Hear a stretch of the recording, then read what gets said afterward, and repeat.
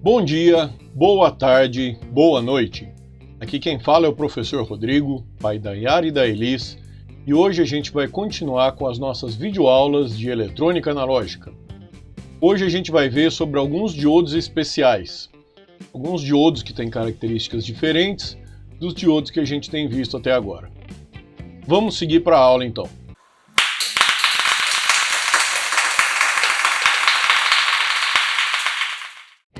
Diodos especiais. Nessa videoaula, então, a gente vai ver sobre o diodo Schottky, o diodo Shockley, o Varicap e o diodo túnel. Vamos seguir, então, para verificar o funcionamento de cada um deles. O diodo Schottky é conhecido também como diodo de barreira, SBD, diodo rápido ou diodo de portador quente. Esse diodo foi nomeado com o nome Schottky em homenagem ao físico alemão Walter Hermann Schottky, que viveu nessa época aqui e estudou sobre a dispersão dos elétrons. O diodo Schottky, diferente do diodo normal, ele tem um lado só onde a gente tem um semicondutor. No diodo normal, conforme a gente já viu, a gente tem um lado onde tem o cristal com dopagem do tipo P e o outro lado com dopagem do tipo N.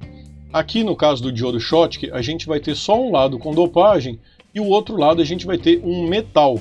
Ou seja, nesse lado aqui eu tenho excesso de elétrons devido aos portadores majoritários do cristal tipo N, e aqui eu vou ter alguns elétrons devido ao metal. O que acontece é o seguinte: esses portadores aqui são chamados de portadores quentes, porque o nível de energia dentro do cristal tipo N ele é maior do que os portadores que estão aqui no metal. Normalmente é utilizado como metal ouro, prata, platina, molibdênio, cromo ou tungstênio. O que acontece então?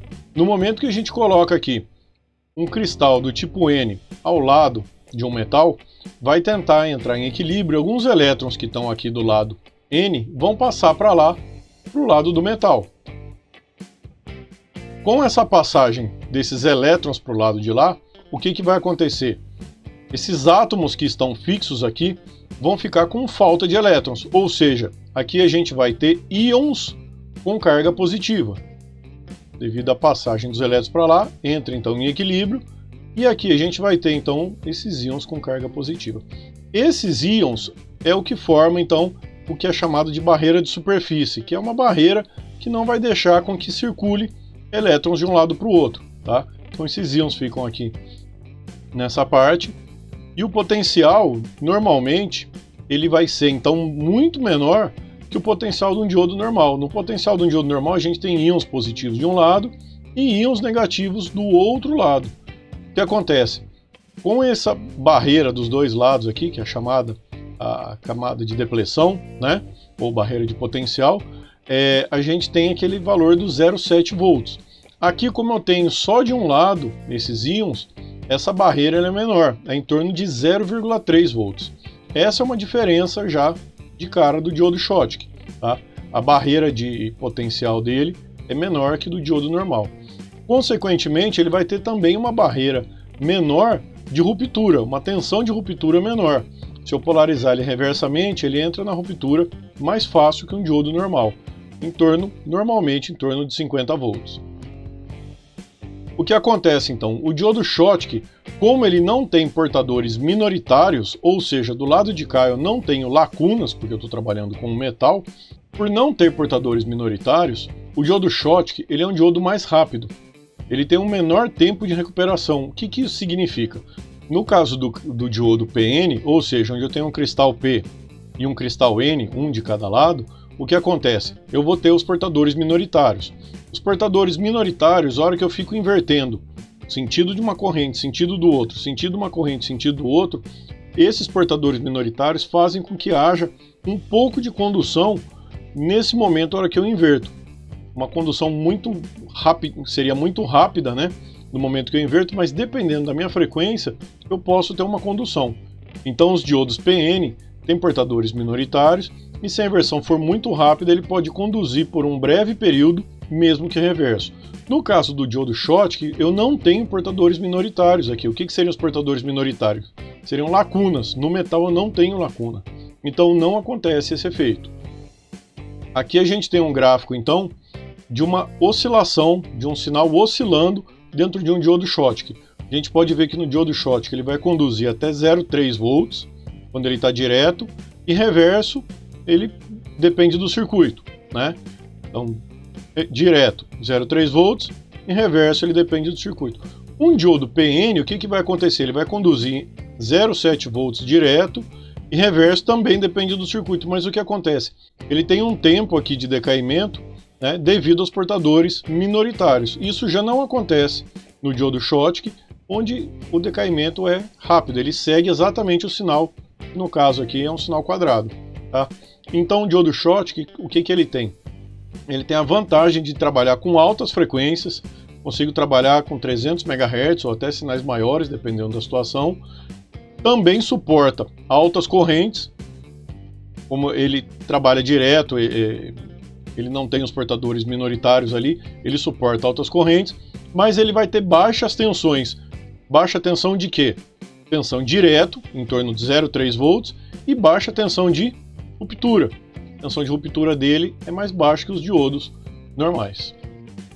Aqui tem o símbolo do diodo Schottky, eu coloquei ele deitado para mostrar exatamente o que aparece aqui. Ó. É um S, simbolizando o Schottky, né? Arremetendo a palavra Schottky. E a curva dele, o que diferencia de um diodo comum, de um diodo PN? Um diodo PN, ele vai, dependendo do caso, ele pode chegar até 1000 volts ou até tensões maiores de ruptura. E ele tem a tensão de joelho em torno de 0,7 volts. O Schottky, diferentemente, vai estar em torno aqui de 0,3 volts e a tensão de ruptura em torno de 50, 40 volts. Nesse exemplo aqui, está em torno de 40 volts. Esse, então, é o diodo Schottky. Ele é um diodo utilizado em altas frequências, principalmente para altas frequências. O próximo diodo, pessoal, é o diodo Shockley. O diodo Shockley, na verdade, ele é um tiristor. O tiristor, conforme a gente vai ver mais para frente na disciplina, são dispositivos com trava. Na verdade, ele tem que ser estudado dentro da parte de tiristor, porque ele é um semicondutor com trava, mas eu gosto de comentar sobre o Shockley aqui, já adiantar alguma coisa sobre o Shockley aqui, porque o nome é muito parecido com o Schottky e acaba tendo confusão. Então, já para evitar esse tipo de confusão, a gente já conversa sobre o Shockley aqui, para ter uma ideia de como ele funciona, mas sabendo que a gente vai ver ele de fato lá mais para frente em tiristores. Tá? O diodo Shockley, ele foi desenvolvido então pelo Shockley, né? William Bradford Shockley, e é conhecido também como diodo de 4 camadas. Quem que foi William Bradford Shockley? É esse cara aqui, o Shockley, e ele foi o cara que inventou o transistor. Em 1947, ele criou o transistor lá na Bell Labs, em Nova Jersey, junto com John Bardeen e Walter Brattain. O que acontece? Eu gosto de comentar um pouco sobre a vida dele, vocês vão ver que é interessante. Ele ganhou então o Prêmio Nobel de Física em 1956 pela descoberta do transistor. No entanto, em 1955, John Bardeen e Brattain eles se separam do Shockley, tá? E o Shockley cria uma empresa chamada Shockley Semiconductor. Nessa época, o Shockley ele juntou um grupo de pessoas para montar a empresa.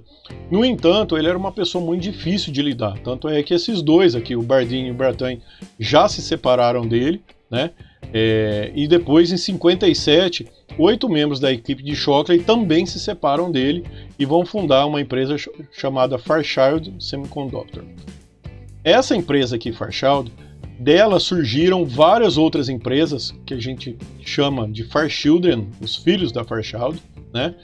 E essas empresas, inclusive, foi onde surgiu a IBM, onde surgiu a Intel, onde surgiu várias empresas conhecidas até hoje. Tá? Lá na Fairchild, esses 8 membros que saíram do Shockley, né, eles continuaram investindo bastante em eletrônica. E nesse meio tempo o Shockley ficou investindo nesse cara aqui, ó, no diodo de 4 camadas, achando que isso aqui ia revolucionar de alguma maneira a eletrônica, não bastava só o transistor, tá?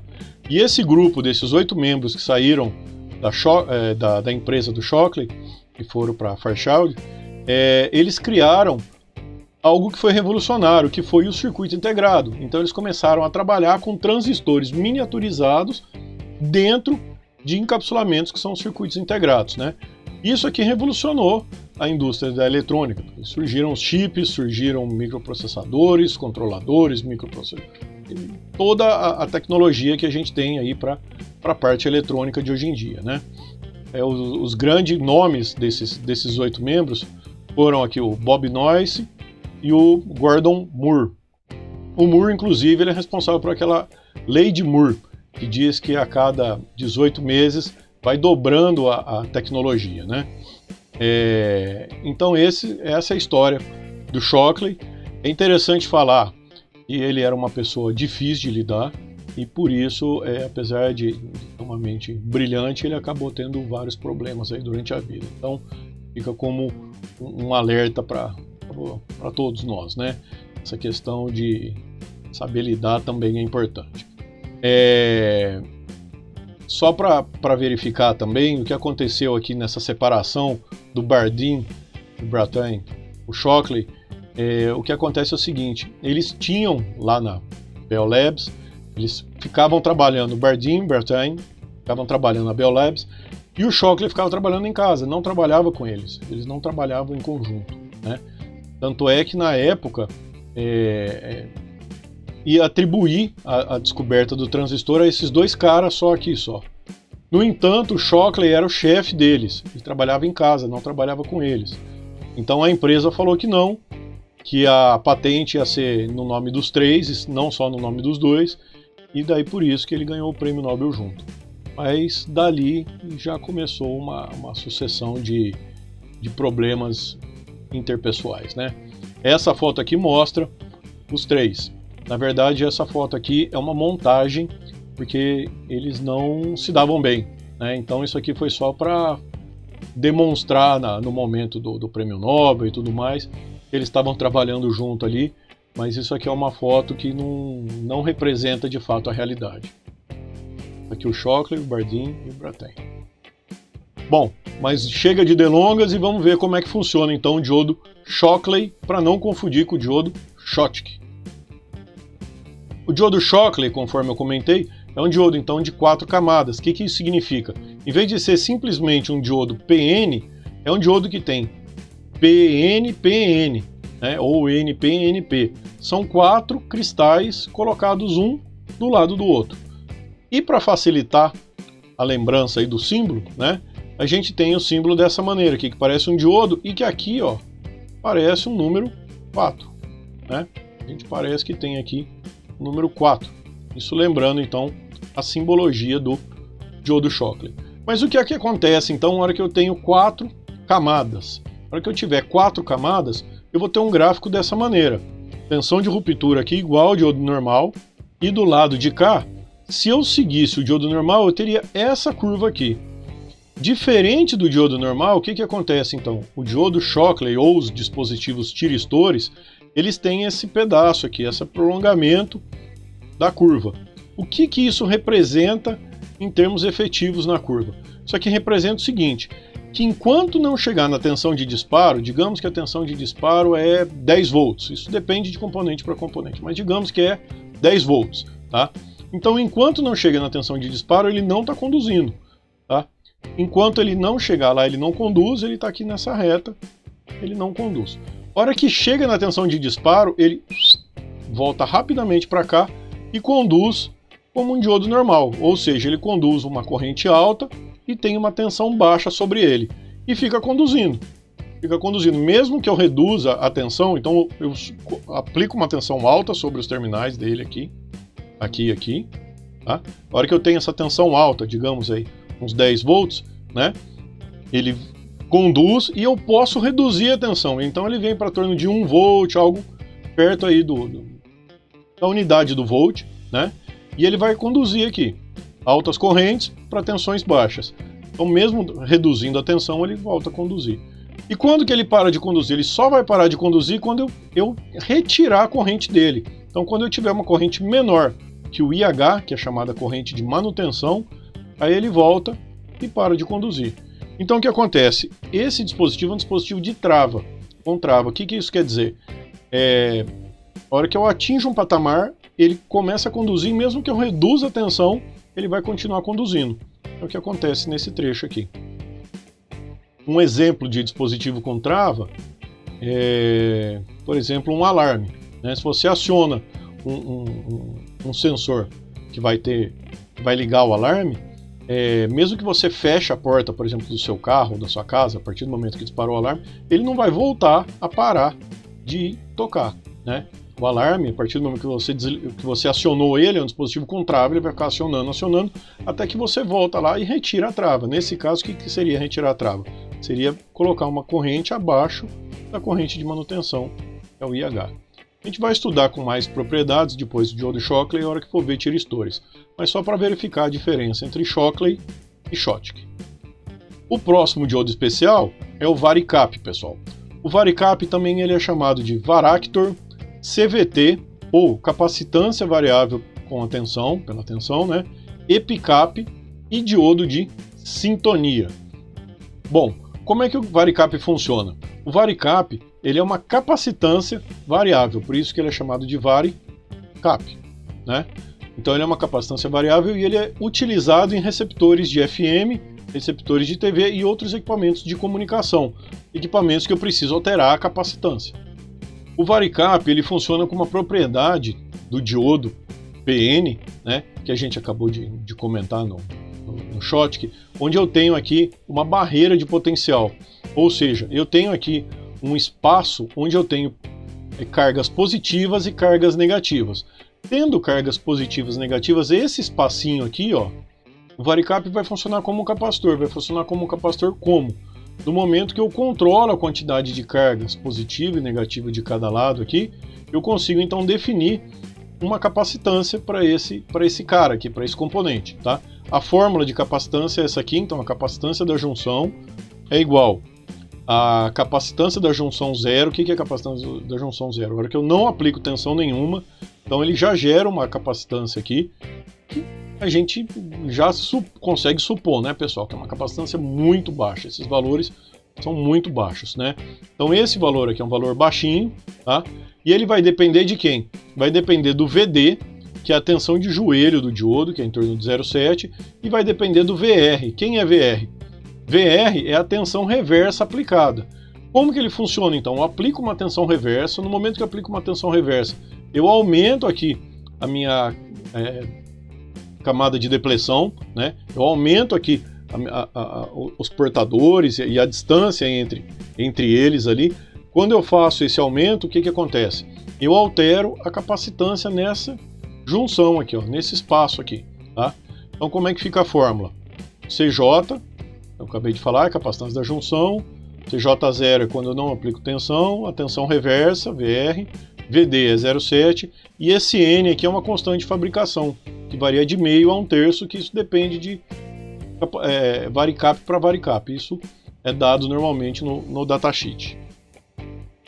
Aqui tem então um símbolo, como que funciona? É um diodo normal, com mais um risco do lado de cima ali, simbolizando ao mesmo tempo um diodo do lado de cá e um capacitor do lado de cá.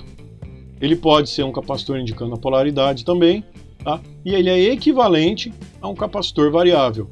Aqui eu tenho a curva de um Varicap. Conforme a tensão reversa que eu aplico nele vai subindo, o que acontece? A capacitância vai descendo. É isso que a gente acabou de ver na fórmula do slide anterior, tá? E como já se supunha, que foi o que eu comentei, essa capacitância é muito pequena, é da ordem de picofaraday, tá? Então são capacitâncias muito baixas, mas que conseguem ter uma variação. Um exemplo de aplicação disso é, por exemplo, no controle remoto da TV. Na hora que eu aperto um botão ou outro botão, cada botão tem uma frequência fixa que manda o valor para a TV, que manda o sinal para a TV. Essa frequência fixa que vai o sinal para a TV, ela é gerada a partir de um circuito no controle remoto, que nesse circuito eu altero o capacitor.